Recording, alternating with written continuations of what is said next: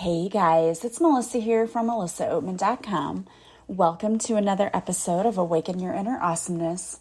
I am so delighted you're here with me today. Today I'm going to be talking about what we might need to work on in order to start manifesting our dreams. Many of us get stuck and we have pitfalls in our manifesting and creating a life we love because perhaps we have some chakras that are blocked that we need to heal and clear. We might have some limiting beliefs that are holding us back. There are a lot of things that go into manifesting. Part of that is believing and understanding that the universe is working with us, and it's trusting. And for many of us, that trust is not an easy thing because as children, we were not able to trust the people who were responsible for taking care of us. And while I think that parents do the best they can, sometimes our little minds cannot process what's happening to us. And so we learn at a very early age not to trust people. And that's actually a very bad thing and something that we need to learn to turn away from. Now, does that mean we go out and trust every single person? No, that's not what I'm saying. What I'm saying is we need to learn to trust ourselves. Because if we trust ourselves and we trust the universe, we know that we and the universe want the best for us. And that means we're not going to give our energy and time to people who don't deserve it. But we have to start learning how to build that trust and how to build our own self-reliance and self-trust. So how do we start to do that? One of the things and one of the first chakras that gets all gunked up and needs to be cleared is that sacral chakra. This sacral chakra is the chakra, if you know the chakra systems, we have 7, really 8, but there's one that doesn't get talked about a lot. And the sacral chakra is the one that is at the base of your spine. It's supposed to glow this beautiful orange color, and our sacral chakra has to do with our feeling like our needs are met. So our physiological needs, we have a place to live, we have food, we have water, we have financial needs met, right? We have money. That is your sacral chakra.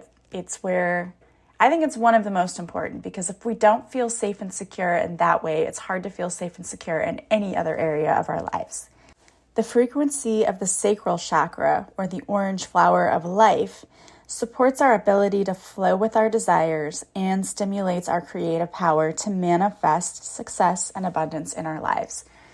If that sacral chakra is not glowing at its brightest orange color and it's closed off and it's dim, we're not going to be able to manifest very much because we have a blocked chakra.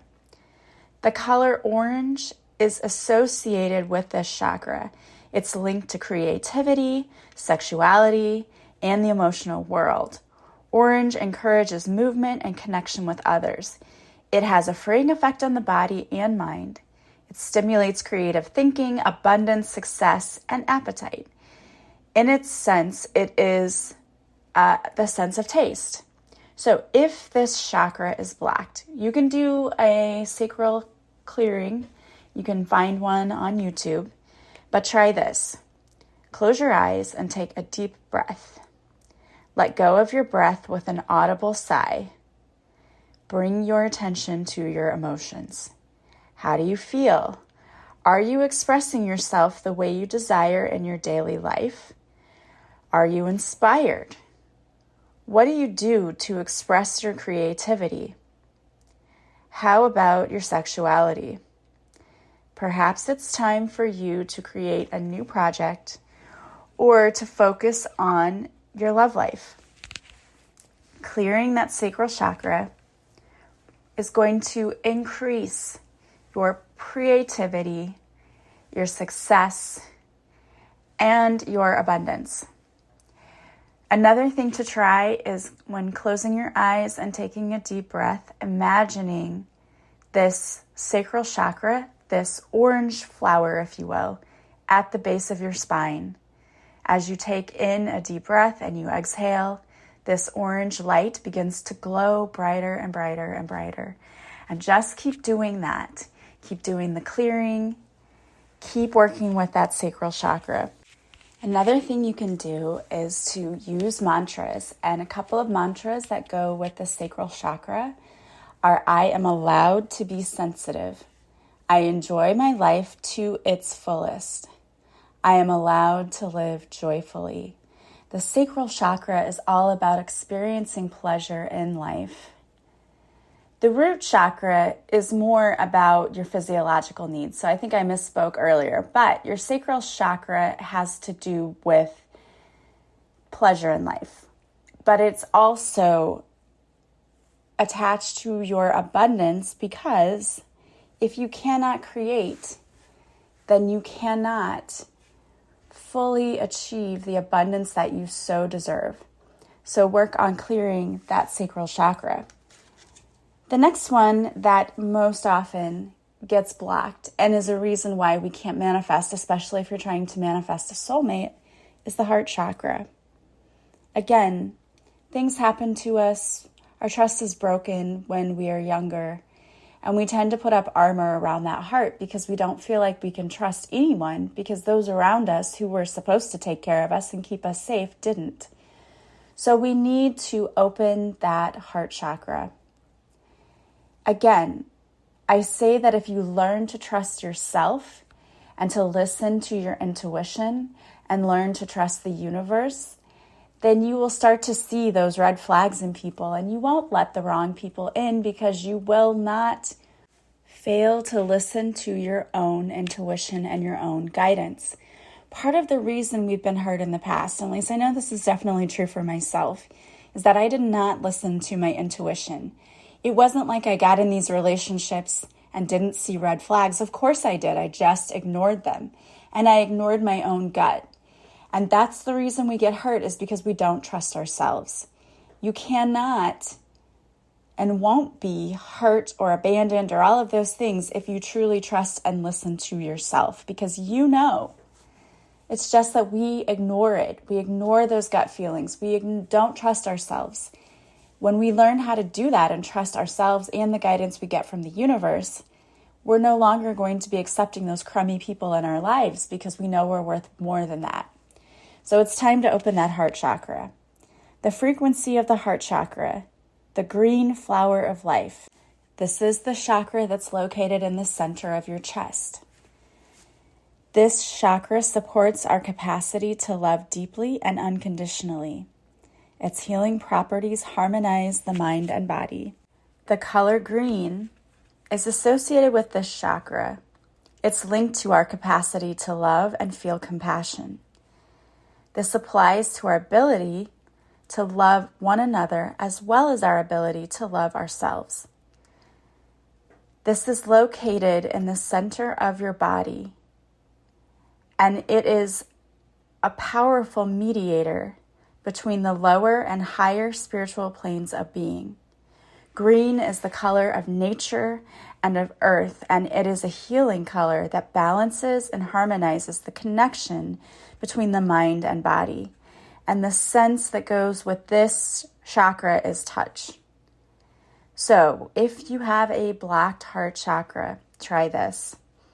Take a deep breath and bring your awareness to your heart area. Think about something or someone that makes you feel happy and loved. Take another deep breath and feel the smile on your face. Now start bringing other people or circumstances into that loving, happy place. Can you find space even for those that you think you did not have room for in your heart? Bring those people in too, because even the people that we might consider our enemies or our foes need love too. We came here to learn about all types of love.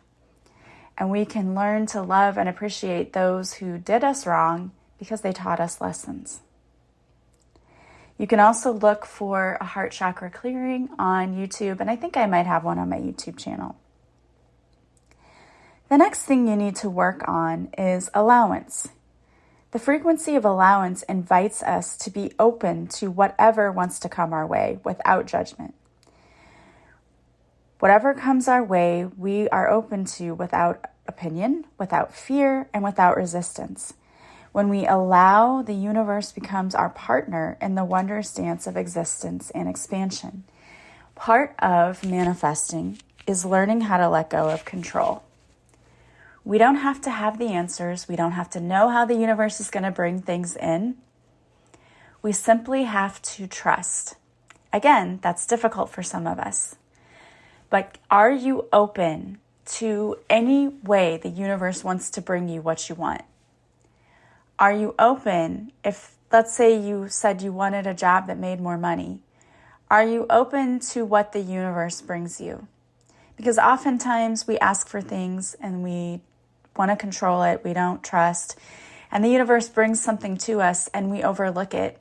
We think, no, this isn't for us, this isn't what I asked for. Let go of the need to control and to know how it's going to come in, and simply get used to the idea of allowing. Let go of attachment. Know that you're asking for what you ask for, trust in how it's going to come in, that it's going to come to you, and learn to let go. You may have to do a tapping for a fear of letting go. Another thing you can do is try this. Go inside yourself and reflect for a moment on your life. What stands out in this instant? Can you appreciate whatever the universe is bringing to you? Can you recognize the gift that all experiences hold, even the ones you perceive as being negative? Can you be excited about the valuable lessons these experiences bring and celebrate them? And that is a really difficult thing to do. But it's important to understand that people and situations come into our lives to teach us a lesson. Can you be willing to appreciate the lesson and try to let go of all of the negative emotions attached to it? Appreciate the experiences for what they taught you. The next thing is you need to work on your frequency of authority. The frequency of authority reminds us that true authority is powerful, directed, and realized, yet receptive, wise, and loving. Are you standing in your power? Do you have the courage to stand in your power? What are you doing to stand in your authority in your own life? Are you standing up for what you believe in? Are you allowing others to shape you and to influence you? Are you just going with the flow along with others because you don't want the conflict? You need to start standing in your authority. That's another way we're blocking our manifestations, because we're not being authentic. We're not being who we truly were supposed to be. If you are having difficulty with this, try doing this. Close your eyes and contemplate the concept of authority for a moment. How does the word make you feel? Do you consider yourself an authority in any area of your life? Are you kind and wise in your guidance of other people? Are you coming from a place of wholeness and balance? What do you picture when you think of that word, authority? Does that hold a positive or a negative connotation for you? Many people often think of authority as not a good thing, right? Authority is someone who's scary. Authority is someone who's trying to take over. But that isn't what it means. Authority means I am being authentic. I am standing in my power. I am standing up for what I believe in. I am standing up for myself. It's time to start doing that. And finally, the last thing you need to work on is the frequency of alchemy. This activates our magical ability and remembrance of the magic that we all hold inside. Each of us has the potential to access the ancient knowledge that allowed the true alchemists to perform the miracles of transmutation. Each and every one of us has the ability to manifest anything we want. And we are very powerful manifestors. But we have forgotten our true power. We've forgotten that inner power. It's time to start remembering who we are, standing in our power, and taking that power back. The word alchemy was often associated with transmutation, taking one thing and turning it into another, particularly taking a metal and turning it into gold. In the spiritual world today, alchemy is often described as someone being able to manifest something into their lives. So how do you feel you have the ability to turn things around, to change one thing into another? We all have that ability. Have you forgotten how powerful you are in being able to transmute anything? You can take anything in your life and look at it from a different perspective and be able to transmute it. If you're having difficulty with this and with manifesting, try this. Take a moment to go inside yourself and remember who you are. Remember that you hold within you all the secrets of unlimited potential and infinite existence. Do you know that you are magical? That you can perform magical manifestations? You are a great sorcerer. It's time for you to practice your magic often.